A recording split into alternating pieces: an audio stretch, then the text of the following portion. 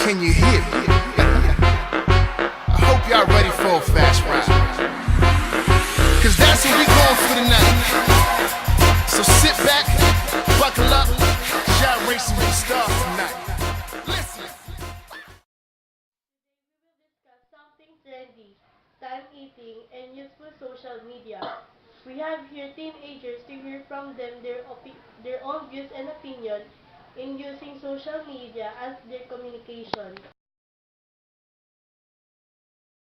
Is social media good or bad? What are the benefits that we can get?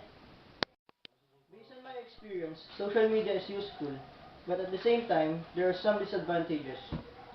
The advantages are we can communicate easily, but on the other hand, there will be bullying. Because we can communicate with people from far away. Sometimes it's bad because it can lead bullying. What if someone is using social media for communication, but at the same time he is abusing it? Is still good or can we just let be that way? Maybe. Sometimes it is bad, but there are many people that considering social media useful. We should also stop those people abusing social media because too much are always bad. I agree with Mervin, but now most of the people are able to abuse social media by hacking. Hacking accounts, passwords, websites, many more. But the worst thing of abusing social media, based on my opinion, is bullying, or in technology use, it's called cyberbullying. It is an act of teasing or harming people not physically, instead using the social media such as Facebook. Just like what Mervin said, everything that you abuse is bad.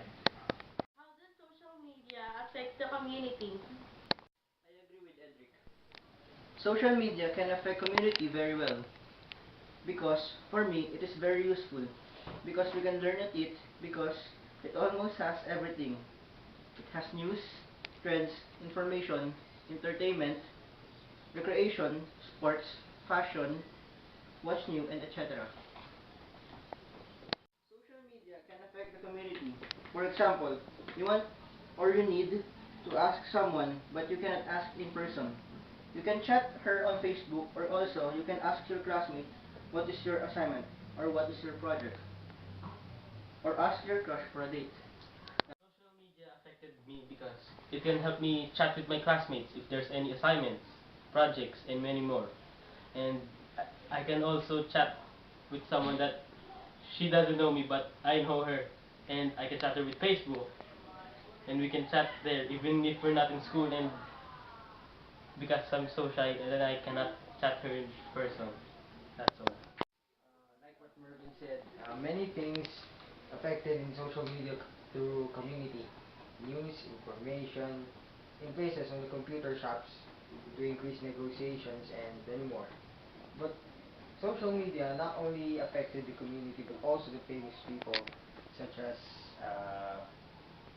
but the first of all, it is best known as internet memes.